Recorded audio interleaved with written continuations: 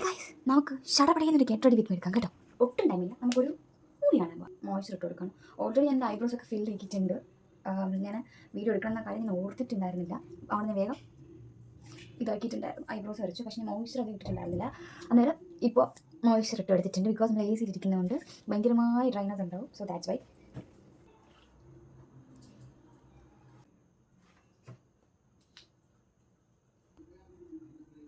എൻ്റെ ഫേസിൽ നന്നായിട്ട് ക്ഷീണമുണ്ട്. കാര്യം വന്നിട്ട് ഞാൻ നല്ലൊരു യാത്രയൊക്കെ കഴിഞ്ഞിട്ട് വന്നതാണ്. സോ നല്ല ഉറക്കക്കുറവുണ്ട്. ഷോ വന്നിട്ട് 11 മണിക്കുള്ള അതാണ് ഞങ്ങൾ ബുക്കൊക്കെ ഇരിക്കുന്നത്. എന്തായാലും ഞാൻ ഭയങ്കര എക്സൈറ്റഡ് ആണ് ഈ മൂവി കാണാൻ വേണ്ടിയിട്ട്. മൂവി ഏതെന്നൊക്കെ വഴിയെ പറയാം.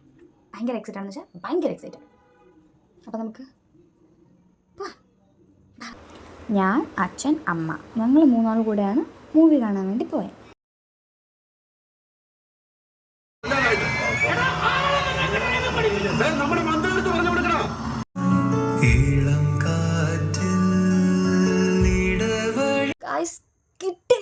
കിട്ടില്ല മൂവി എന്ന് പറഞ്ഞാൽ ഞാൻ ഈ റീസെൻറ്റ് ടൈമിൽ കണ്ട മൂവീസൊക്കെ വെച്ച് നോക്കുമ്പോൾ ഇത് അടിപൊളി മൂവി. ഞാനൊക്കെ ലാലേട്ടൻ്റെ ഈ സ്ഫടികം അങ്ങനത്തെ മൂവീസൊക്കെ കണ്ട് ഇങ്ങനെ ഒരു ലൈക്ക് ആ ഒരു മനുഷ്യന് ഇഷ്ടപ്പെട്ട ഒരാളാണ്.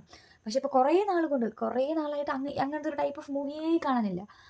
എന്താ പറയുക, കുറേ BGM കുത്തിക്കയറ്റി അങ്ങനത്തെ കുറേ മൂവീസൊക്കെ കാണും. പക്ഷേ ഇത് വന്നിട്ട് ഒരു മിക്സഡ് ഇമോഷനുള്ള മൂവിയാണ്.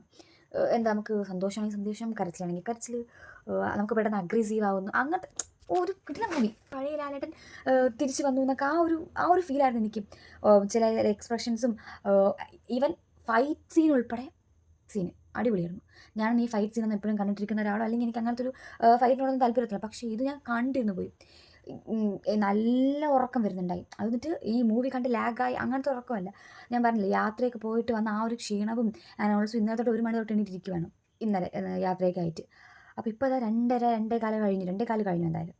പക്ഷേ എന്നിട്ടും ആ ഒരു ഒന്നും കണ്ണടയ്ക്കാതെ വന്ന് നോക്കിയത്. കാര്യം ഒരു സീനും മിസ്സാക്കാതെ അമ്മാതിരി അടിപൊളി സീനാണ് ഗൈസ്. അമ്മാതിരി എനിക്ക് ഭയങ്കര ഇഷ്ടപ്പെട്ടു എന്ന് പറഞ്ഞാൽ അടിപൊളി. കാണാത്തവർ പോയി കാണുക. തിയേറ്ററിൽ തന്നെ മാക്സിമം പോയി കാണാൻ നോക്കുക. കിട്ടില്ല മൂവി, ഒരു രക്ഷയില്ല. ഞാൻ എൻ്റെ ഒരു പേഴ്സണൽ അഭിപ്രായത്തിൽ പറയുകയാണെങ്കിൽ എനിക്ക് ഭയങ്കരമായിട്ട് ഇഷ്ടപ്പെട്ടു. പിന്നെ ഓരോരുത്തർക്കും ഓരോരുത്തരുടെ ഇഷ്ടവും ഇഷ്ടക്കേടും ഒക്കെയാണ്. പക്ഷേ എനിക്കിത് വന്നിട്ട് ഇഷ്ടമാണ്. ഞാൻ ഈ റീസെൻറ്റ് ടൈമിലൊന്നും ഇങ്ങനത്തെ ഒരു കിടക്കാച്ചി മൂവി ഞാൻ കണ്ടതേ ഇല്ല.